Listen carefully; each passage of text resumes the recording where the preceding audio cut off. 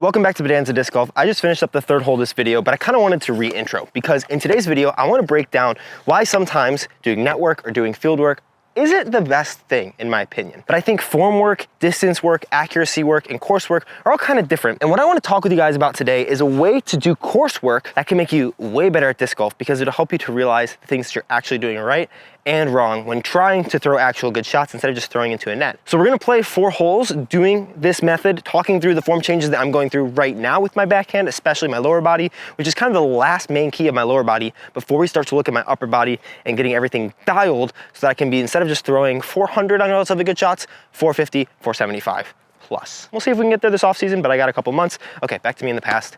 What we're gonna need for the video today is going to be my disc golf bag, as well as a phone tripod. I have phone tripod linked in the description of this video. If you want to pick one up, it's my recommendation, but anything will work. This one's just pretty handy because it folds down pretty succinct. Let's take a quick look at my backhand. From my most recent videos, I'll overlay a couple of shots and they'll show that when I'm going for my distance backhand, as you can see, I am kind of still turning around a little bit too much. Now, I've seen some pros who do this as much as me, but I've also noticed that most of the top pros don't quite do this. As they're running up, instead of going here, and this knee is still kind of facing pretty much backwards to my target this way, and then when I step out here, everything kind of shifts along with that first, and then I throw pretty heavy off of my front leg after my weight has already shifted. I think less about it as front and back leg, more about how your weight has shifted. I know slingshot disc golf talks a lot about back leg to front leg disc golf. Basically, all that is about the weight shift. At least in my understanding. I'm not a coach, I'm just kind of sharing my journey. What I noticed that some players like Drew do, Simon does this sometimes, is as they're walking up, instead of coming to this position where if I'm throwing this way, where the step before my X step is going straight at you guys who would be directly parallel to my target. When you back up, you have to have a lot of flexibility to stay in this position, which is a good position to get in. And like, I think I can definitely get there. But if instead of going parallel to staying parallel, because this foot, I don't want this knee to be back. I want this knee to be in a position where my hips stay laterally here instead of turning backwards. Because my hips over rotating backwards gets me a little bit away from my target, but by stepping kind of this step at a 45 and then back here, I have this still facing parallel to my target, and that way when I come here, my knee is able to kind of go in. I'm basically able to stay on the balls of my toes and interplay the weight between here. Something that Seabass talks about a little bit on his channel is crushing the can right here for the weight shift. And then clearing up, I'm able to stay behind my front foot, bracing correctly. That also helps if you've heard a lot of people talk about just basically feeling this toe out to the front where your weight stays back on this back leg and you basically feel this toe out and then all the weight transfers at this position here. But this is all good in theory, but I wanna make sure that my lower body stays good as we do coursework, which is not, I guess, you can probably call it a different name than coursework, but it's one thing to throw into a net and really be focusing on that every time. It's another thing to try to hit different shot shapes and lines while making sure that my balance stays over and between my legs. So let's take a look at that.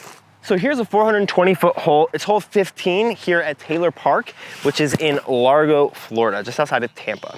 I set you guys up there, but I'm gonna set myself up parallel to my tee pad. I'm gonna film a couple shots. Some will be full speed, some will be slow-mo. I'm gonna start with the full speed.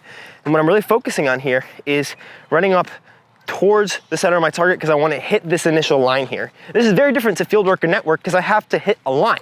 Obviously, if I don't hit it, that's not the end of the world. That's not the main focus of this right now. But I really want to focus on getting that there. Bracing, following through. My upper body isn't as much of an issue for this session, but that's the next main thing to focus on. I'm really trying to nail down just this last little bit of footwork, weight transfer correctly, and really start to nail down the upper body starting probably next Project 100 video. But for now, I just really want to make sure that I'm still not over rotating backwards with this leg and using that to generate a little more power. The one main issue with that though is since that's been how I've been doing it is maybe slightly over rotating, that's going to change drastically my release point here. Because if I'm here instead and focusing on coiling with the back here, where this stays lateral, not as much movement here, not going this way and then coming forward, but more coiling here with the upper body, and you can feel the difference right here, then coming through, there's a big difference between your hip coil and your shoulder coil. So I'm gonna really focus just on the hips right now to make sure that they stay lateral. That gives you a better brace back here to coil against, which will help you to shift the weight a little bit better moving forward. This is just my understanding. We're gonna throw an Enigma real fast.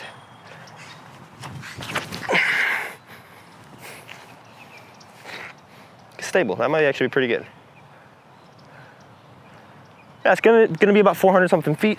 I think I might have turned around slightly more than I'd want to. It's really hard to focus on getting that last step here before my X and then accelerating through. We're gonna try one more and then take a look at this. This one's gonna be a lot more hyzer though. Yes. Get stable. Ooh. I got down there a good ways. And you can really feel that brace as I come back with my pull through. Since I'm not over rotated, I can't let my hips help that pull through get back. It really has to be a pull through and then it really wants to snap out. That'll really help as I incorporate this off arm. Not what we're working on right now, just building a foundation to brace against in my lower body, from what I understand. Now, normally, this is something that I would be really ironing out in net work. And I've done it a little bit into a net, not as much as I probably would like to though, but we're at this nice park. I wanted to try to do this video on the course as well, but I normally wouldn't be trying my first main times implementing these type of changes on a course like this. The course work for me probably would come a lot later after I've already tried it into a net, because what I've noticed is when I go to a field, I lose all sense of throwing a disc well because I like having a target to aim at. And just going for raw distance, I was talking with the pro today, we filmed together, videos will be coming out soon. But he was saying, yeah, if you're really just working on distance, fieldwork is the way to go. And I think I do need to do fieldwork, especially as I work on distance. But for me, I've realized as I work on my form, I'm not really working on adding distance, I'm working on getting good form. And adding distance is something that you can do with whatever form you have. But for me, I want to do it with the best form I possibly can. Because form work for me is getting good form. Distance work is speeding up your form, increasing your timing with a form that you generally already have. But reworking my form is a little bit different than just doing distance work. And that's a realization I've had over this past week or so. All that being said, normally for me, the way that I like to do form work is into a net first. And then as I iron it out into a net here, then I come to the course and take my phone with me and see, am I actually doing these things that I'm thinking that I'm doing, or am I reverting to my old ways? Normally I do that through filming videos and watching the footage back, and things are getting better and better, but this is one of the main things I've noticed I need to continue to work on. So let's real quick look at this footage while these people play through, then we'll stag my discs. Thank you everybody to watch these videos. Please subscribe if you like them.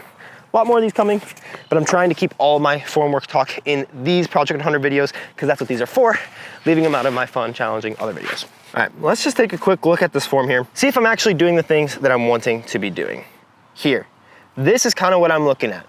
My upper body is a little bit too, we're not worrying about upper body right now, but I'm gonna have to get my left arm down to my side pretty fast. What I'm looking at here and liking is that my knees are kind of angled in towards each other. I might still be overstepping a little bit. I also probably didn't get the perfect look at the T-pad, but where this is gonna go wrong is in the next couple frames. Oh, let's see actually.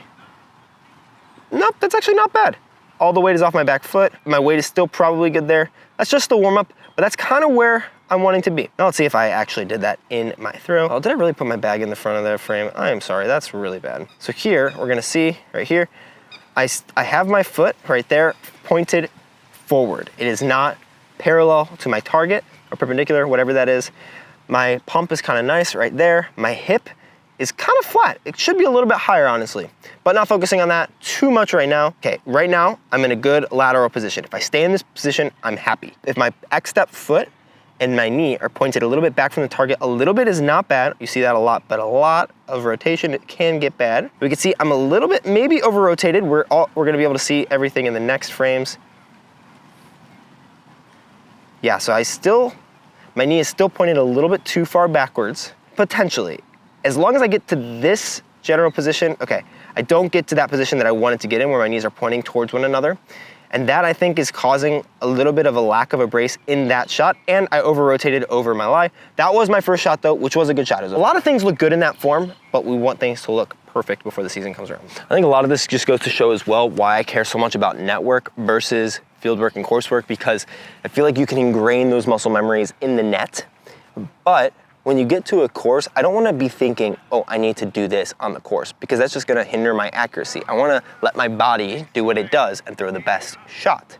But I want to teach my body what that is, doing network and field work, and then when I get to the course, the accuracy things will just come along. That being said, sometimes doing this type of work on the course, throwing a bunch of shots, can be really helpful just to see how your body responds as you try to hit lines. But I honestly use filming my videos and just watching that footage back as this kind of coursework a lot of times, because I'm filming most days. Most times I'm playing disc golf, I'm filming something, so I'm able to kind of see what I'm doing well, what I'm doing wrong. And right now I'm still not quite getting into that really solid position, and I think a part of that needs to be a little more tilt with my hips and focusing a little bit more on bending my knees. So that's what I'm gonna focus on the next 3 tee shots.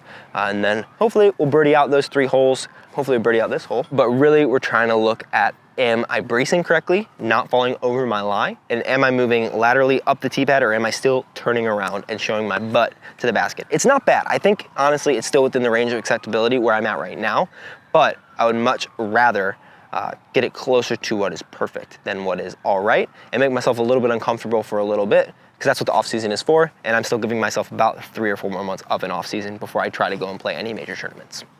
Maybe any tournaments at all. Let's go. I really am excited to work on my upper body stuff, because as I've been talking with more pros, that's what they've been saying is like, it's just key. It's a lot of upper body stuff is so key. And I've been excited at how fast my lower body has progressed, seeing as though it's been maybe what, like a month and a half really that I've been working on form, maybe about a month. And I feel like my lower body has come leaps and bounds from where it was. And so I'm really excited to work on upper body and see how we can just fine tune that to, instead of me throwing 420 feet with a distance driver on a decent shot, me throwing 450 and 400 with a fairway. Maybe, we'll see. Maybe I can get there.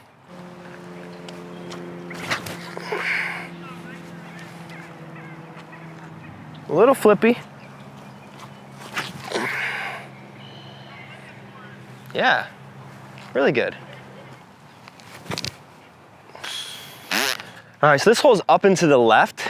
And so what we're gonna be doing on this one is really focusing on throwing a flat shot hard with the Kotuku, throwing a flex shot with the Firebird.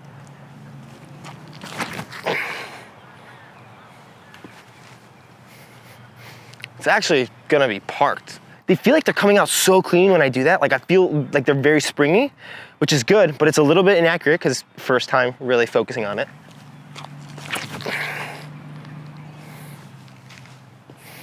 Hopefully we get that birdie with the Kotuku, and then one last hole, little Anheuser hole.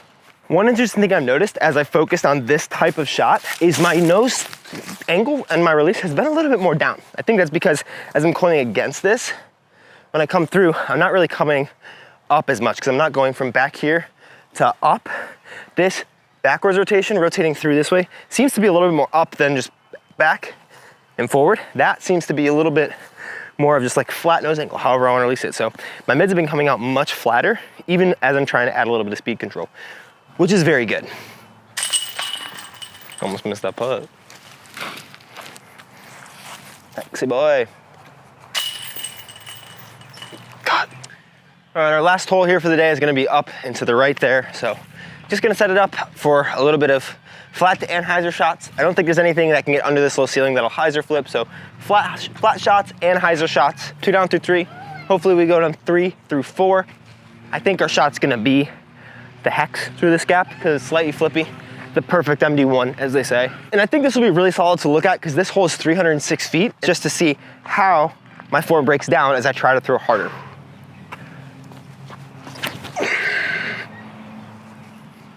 Maybe go in the basket. Just park it. Big shout out Benjamin, who I met today with the RPM Magma Takapoo. Can't miss when you got that disc. Hex, pretty much right on. Right at about 315, 320 feet.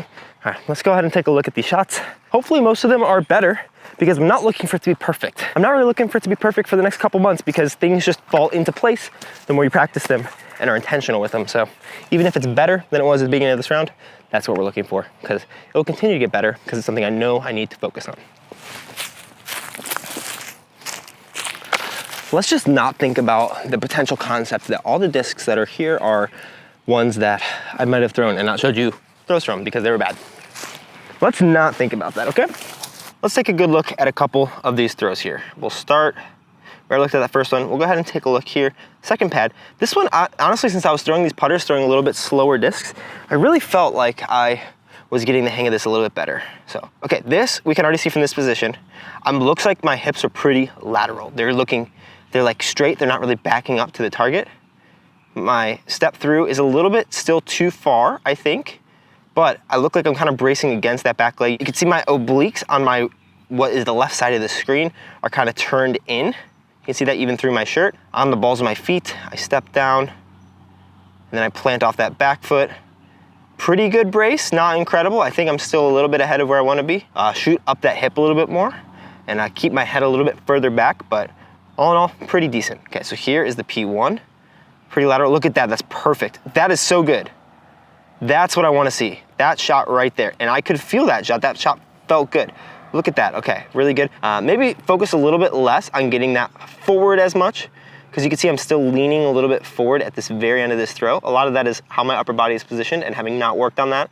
But that is kind of what I want that to look like. That's really good. I'm really, really happy with that. Front foot step forward, lateral. Yes. Yes. Oh my gosh. We can see this is what we're looking at. These knees come together right there. They're kind of coming towards each other.